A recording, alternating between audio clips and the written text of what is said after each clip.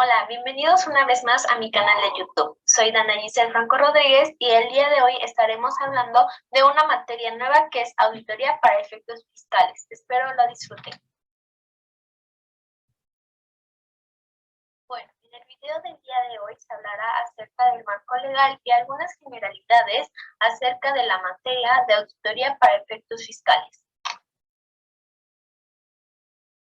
Para comenzar con este video, creo que es muy importante comenzar con algunos conceptos de auditoría fiscal. Primeramente tenemos que cuando hablamos de auditoría fiscal, pues nos referimos al control e inspección de la situación tributaria, ya sea de una persona física o jurídica. A través de estos tipos de auditoría se verifica si el contribuyente cumple o no con las obligaciones tributarias. Mientras que por otra parte dicen que es un proceso sistemático para obtener y evaluar la evidencia acerca de las afirmaciones y hechos relacionados con actos de acontecimiento de carácter tributario, a fin de evaluar tales declaraciones a la luz de los criterios pues que están establecidos por parte de las partes interesadas. Y como objetivo, la auditoría fiscal tiene, de manera general, es determinar con exactitud e integridad la contabilidad de una empresa. También tienen como objetivos específicos velar por el cumplimiento de los controles internos establecidos y la revisión de las cuentas desde un punto de vista contable, financiero, administrativo y operativo. También comprobar que la empresa ha cumplido con sus obligaciones fiscales y todos los impuestos han sido liquidados y correctamente contabilizados. Ahora entremos con la parte de la fiscalización. Conceptos de fiscalización. Bueno, tenemos que es el proceso de revisar, auditar y vigilar a detalle la congruencia entre los objetivos planteados y las metas alcanzadas en materia de contabilidad, finanzas, presupuesto, avances y beneficios económicos. Existen diferentes tipos de fiscalización.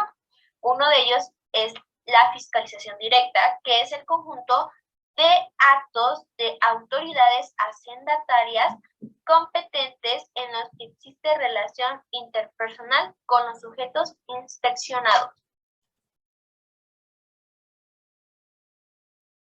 También tenemos que la fiscalización indirecta es la actividad realizada por las autoridades administrativas y judiciales, por los responsables solidarios y aún por terceros mediante acciones establecidas en las diferentes disposiciones jurídicas. Otro tipo es la fiscalización auxiliar, que es en la que el fisco recurre a fedatarios públicos, a diversas autoridades administrativas o judiciales, a los responsables solidarios o a contadores públicos con facultades para dictaminar estados financieros y aún a terceros, para que cuando ellos intervengan en algún hecho o acto generador de obligaciones fiscales, no lo autoricen si no se da cumplimiento a las obligaciones fiscales impuestas por los preceptos aplicables. Por último, tenemos otros dos tipos de fiscalización. Una es la asesoria, que se presenta en todos los casos en los que la autoridad realiza tareas o actividades que tienen como objetivo alentar el cumplimiento de las obligaciones fiscales, y por otro lado la complementaria, que en este rubro se ubican las actividades de las autoridades fiscales mediante las cuales publican estadísticas del comportamiento de la recaudación. Bueno, tenemos que en el artículo del Código Fiscal de la Federación, artículo 42, nos dice que las autoridades fiscales, con el fin de comprobar que los contribuyentes, los responsables solidarios o los terceros relacionados cumplan con las disposiciones fiscales y en su caso pues determinen las contribuciones omitidas o los créditos fiscales, así como comprobar la comisión de delitos fiscales para proporcionar información a otras autoridades fiscales y estas van a estar facultadas para una comprobación. En este mismo artículo, pues vemos cuáles son las facultades de comprobación. Como en la fracción 1 nos dice que pues se tienen que rectificar los errores aritméticos, omisiones u otros que aparezcan en las declaraciones, solicitudes o avisos, para lo cual las autoridades fiscales podrán requerir al contribuyente la presentación de la documentación que proceda para la rectificación del error u omisión de que se trate. Entendemos por errores aritméticos, pues un error mínimo como errores de dedo. Omisiones, pues pueden ser en las facturas, y en las solicitudes o avisos, pues puede ser un cambio de régimen, una suspensión de actividades, etc. La fracción número 2 nos dice que se requiere a los contribuyentes que pueden exhibir en su domicilio, establecimientos, en oficinas de las propias autoridades o dentro del buzón tributario, que es muy importante, dependiendo de la forma en que se requirió, la contabilidad para que proporcionen datos u otros documentos o informes que se les requiere para efecto de llevar a cabo su revisión. Vía buzón tributario, pues pueden llegar requerimientos, notificaciones, avisos, pues para requerir todo lo necesario para las disposiciones, autoridades fiscales.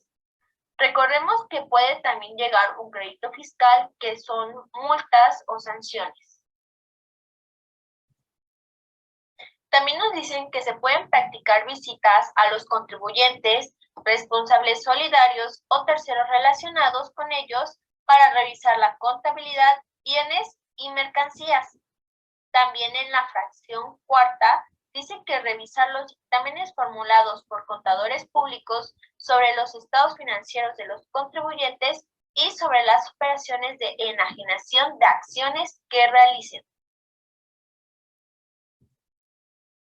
Y tenemos la fracción quinta, que dice practicar visitas domiciliarias a los contribuyentes a fin de verificar el cumplimiento de las obligaciones fiscales en materia de expedición de comprobantes fiscales digitales por Internet y de presentación de solicitudes o avisos en materia del RFC. Hay más fracciones por si quieren consultar en el Código Fiscal de la Federación, pero yo lo estoy haciendo de una manera más resumida.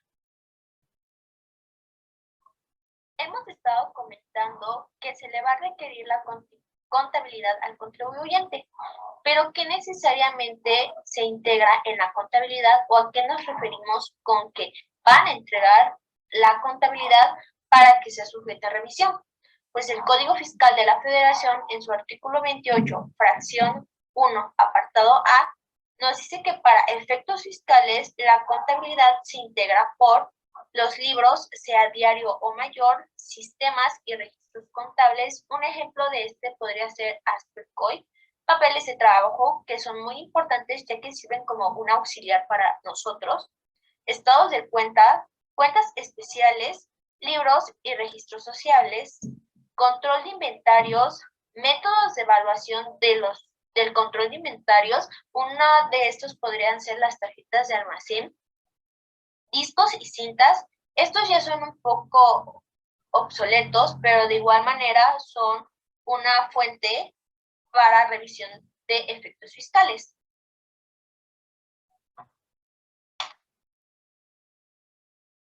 También podemos ver que la documentación comprobatoria e información relacionada al cumplimiento de las disposiciones fiscales forma parte de la contabilidad, para que vean que hay ingresos y deducciones y que sean también pues evaluadas. Con todo esto, que es muy amplio, nos referimos a la contabilidad. También hacemos mención de que se revisa todos los estados de situación financiera, estado de resultados, estado del cambio de flujo de efectivo o estado de cambio en el capital contable. junto con sus notas a los estados financieros. Pasando a otro tema importante, el dictamen de auditoría y los tipos de dictamen que hay. Empezando con qué es un dictamen, pues es el documento que emite el auditor como resultado de un examen a los estados financieros de una entidad económica de acuerdo con las normas y procedimientos de auditoría establecidos que cumplan con las necesidades comunes de información financiera de un amplio rango de usuarios, por ejemplo, las normas internacionales de información financiera. Su resultado principal es la opinión profesional concreta y sintética que el auditor expresa respecto a los estados financieros. El primer tipo de dictamen que tenemos es el sin salvedades o limpio, que bien como su nombre lo indica, este se refiere a que cuando el auditor realizó la inspección o revisión de los estados financieros y de la contabilidad, pues fueron correctamente presentados de acuerdo a las NIF, es decir, que no se encontraron irregularidades en ello y que cumple con todo lo estipulado con las normas o procedimientos. Por otro lado, tenemos el dictamen con salvedades, que pues no es todo lo contrario, pero es aquel que el auditor expresa pues una opinión, por así decirlo, con unas pequeñas desviaciones en la aplicación de los principios de contabilidad generalmente aceptados o por limitaciones en el alcance de su examen. Y tenemos el dictamen con opinión negativa, que es completamente diferente al dictamen sin salvedades o limpio. Aquí no hubo un buen manejo de la contabilidad, hay pues cosas muy incorrectas que deben de ser aclaradas, la opinión pues no es la adecuada. Mientras que por otro lado tenemos el dictamen con abstención de la opinión, que es cuando el examen realizado por el auditor sobre los estados financieros pues fue limitado. En este caso deberá indicar todas las razones que dieron lugar a dicha abstención y manifestar en su informe que no le es posible expresar una opinión. En estos casos podría ser cuando pues no se le entregó nada al auditor para revisión. A continuación vamos a ver un tema que es muy importante, que es el Código de Ética Profesional y la independencia en los trabajos de auditoría. El Código de Ética nos dice que requiere que los contadores públicos en la práctica independiente pues sean independientes o que sean autónomos al realizar las auditorías o revisiones. El equipo auditor pues puede estar formado por el número de personas que dependa del tipo y tamaño de la empresa que se va a auditar. La independencia está vinculada a los principios de objetividad e integridad que comprenden lo siguiente. A. Independencia mental. El estado mental que permite la expresión de una conclusión sin verse afectado por influencias que comprometan el juicio profesional, permitiendo ejercer la objetividad y el excepcionismo profesional. Y B. Independencia en apariencia, que es evitar hechos y circunstancias que sean tan importantes que un tercero razonable e informado probablemente concluiría que la integridad, la objetividad o el escepticismo profesional de una firma o un miembro del equipo de auditoría sea vista comprometida.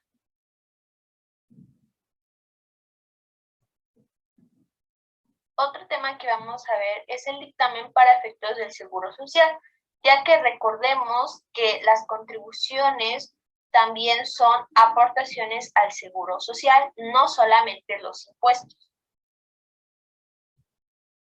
Como empresario y patrón, es vital cumplir con las obligaciones fiscales ante el Instituto Mexicano del Seguro Social, el IMSS.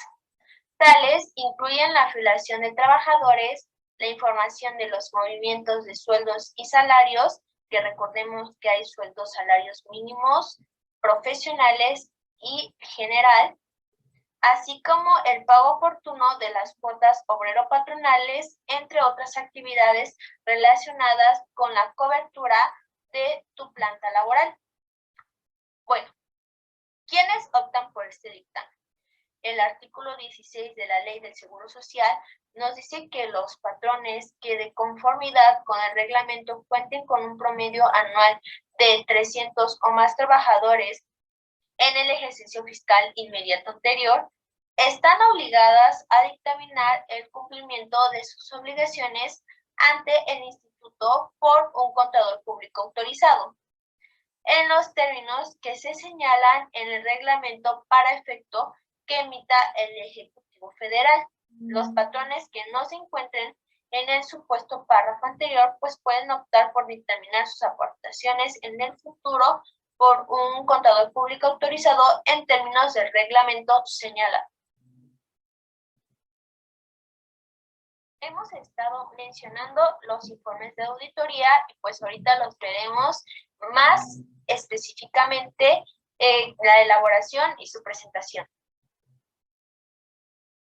Secretaría de Hacienda y Crédito Público, en la resolución miscelánea fiscal para el año 2022, publicada en la edición vespertina el 27 de diciembre de 2021, pues da el anexo 16, que es el instructivo para la integración y presentación del dictamen de estados financieros para efectos fiscales emitidos por el contador público inscrito por el ejercicio fiscal del 2021, utilizando el sistema de presentación del dictamen CIPRED 2021, aplicable a los siguientes tipos de dictámenes. El que veremos es el de estados financieros en general.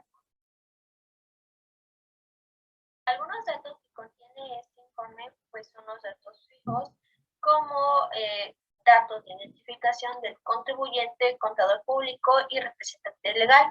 Algunos de estos son pues sus nombres o denominación o razón social, sus RFCs, domicilios, código postal, etc.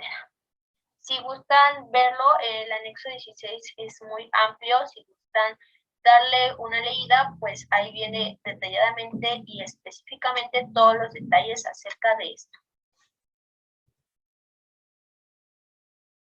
Información del dictamen, pues son muchos puntos. Yo solo puse los principales, o bueno, no los principales, pero sí los que son un poco más conocidos, como el estado de resultados de situación financiera, el estado de resultados integral, el estado de cambios en el capital contable, estado de flujo efectivo, las notas a los estados financieros, que son de igual importancia porque ahí vienen especificadas cada uno de los puntos que se ven en los estados financieros, la integración analítica de ventas e ingresos netos, la determinación del costo de lo vendido para efectos contables y del impuesto sobre la renta, el análisis comparativo de las cuentas, el análisis comparativo del resultado integral de financiamiento del RIF, que pues alguna de ellas son los gastos o productos financieros, la relación de contribuciones a cargo del contribuyente como sujeto directo a o en su carácter retenedor, y la conciliación entre el estado contable y fiscal para efectos del impuesto sobre la renta. Estos son algunos. Les recuerdo que en el anexo 16 vienen muchísimos más. Bueno, ¿quiénes están obligados a dictaminarse? Nuevamente, Código Fiscal de la Federación, artículo 32A y 32H. ¿Quién puede dictaminar? Los sujetos que pueden dictaminar sus estados financieros son personas físicas con actividad empresarial y personas morales.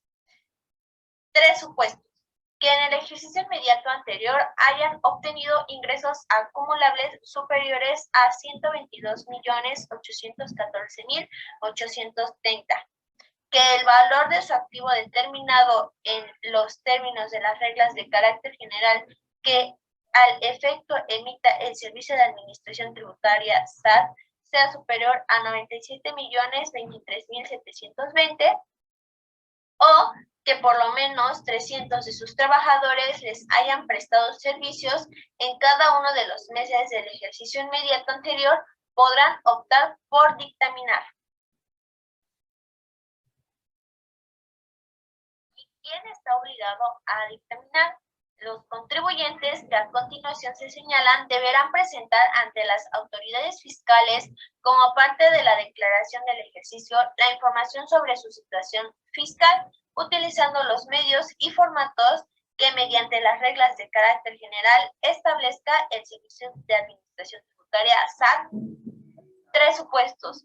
Quienes tributen en términos del título 2 de la Ley del Impuesto sobre la Renta, que en el último ejercicio fiscal inmediato anterior declarado hayan consignado en sus declaraciones normales ingresos acumulables para efectos del impuesto sobre la renta iguales o superiores a un monto equivalente a 842.149.170, así como a aquellos que al cierre del ejercicio fiscal inmediato anterior tengan acciones colocadas entre el gran público inversionista en la bolsa de valores y que no se encuentre en cualquier otro supuesto señalado en este artículo.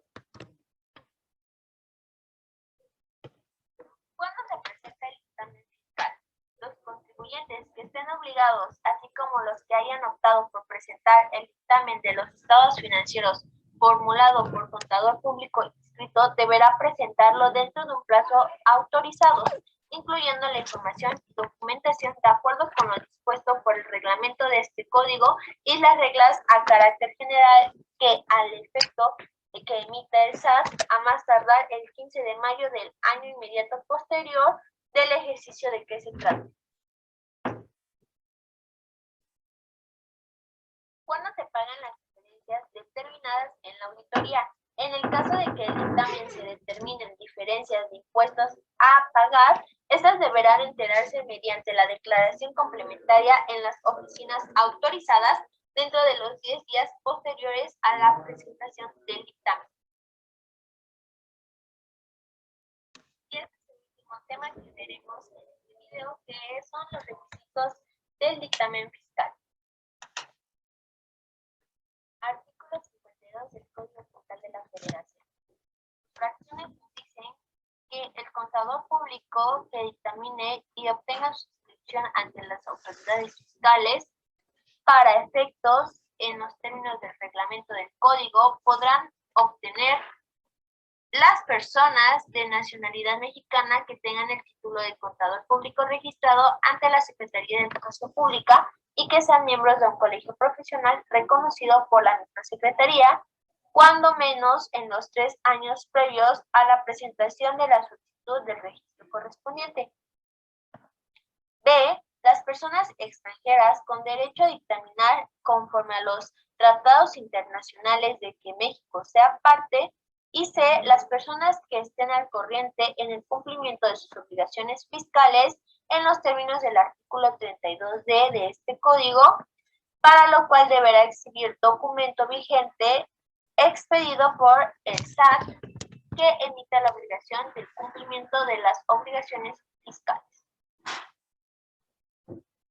Otro requisito que nos dice la fracción 2 es que el dictamen se formule de acuerdo con las disposiciones del reglamento de este código y las normas de auditoría que regulan la capacidad, independencia e imparcialidad profesionales del contador público, el trabajador que desempeña y la información que rinde como resultado de los mismos.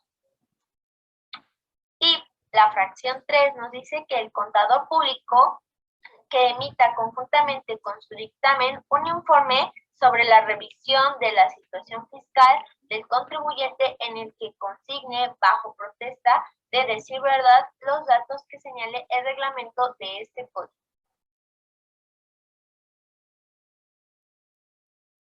Y ya por último, la fracción cuarta, que es el requisito donde el dictamen que se presenta a través de los medios electrónicos de conformidad con las reglas de carácter general que el efecto emita el Servicio de Administración Tributaria.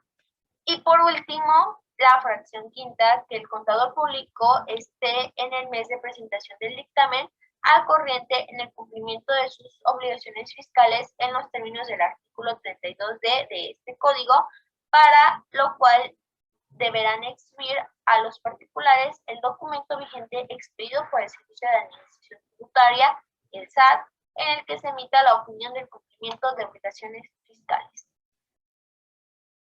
Bueno, eso ha sido todo por el video de hoy. Muchas gracias por ver. Espero que hayan aprendido algo nuevo hoy.